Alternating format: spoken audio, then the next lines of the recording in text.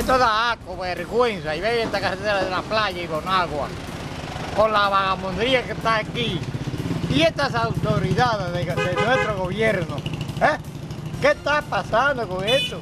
Aquí no tenemos autoridades, no tenemos gobierno, no tenemos gobernador, no tenemos síndico, no tenemos a nadie. ¿Quién es? Esto da vergüenza, señores. Miren cómo está toda esa asquerosidad. Eso da asco. El gobernador y que privando en síndico.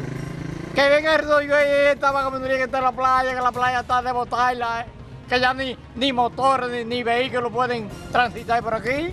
Bueno, ya tú estás mirando la muestra como son, camino malísimo, los niños casi no pueden, cuando está lloviendo no pueden ni siquiera a la escuela, porque es llenito de lodo que llegan a la escuela, los puentes, todo derrumbado, la calle está en una condición demasiado mala y nadie toma eso en cuenta.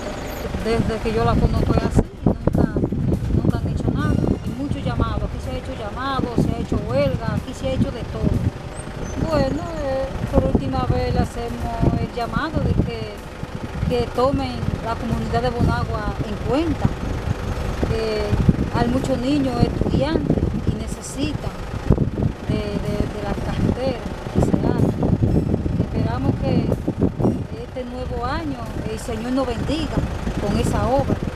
Bueno, en esta comunidad tenemos un problema que hace más de 20 y pico de años que se nos han dado unas cuantas promesas acerca de la construcción de la carretera y todos los gobiernos que pasan vienen a prometernos y nada a cumplirnos, inician y no terminan, vienen a darnos promesas, pero ahora para el 14 de este mes tenemos una marcha como dirigente de la comunidad, yo como uno de ellos que soy dirigente, a partir de las 9 de la mañana, posiblemente pueda estar el Padre Rogelio y los peregrinos y todos nosotros que estamos viendo esta marcha, porque ellos quieren que la comunidad, también como otra que tiene su carretera, también ellos quieren que nosotros también la tengamos.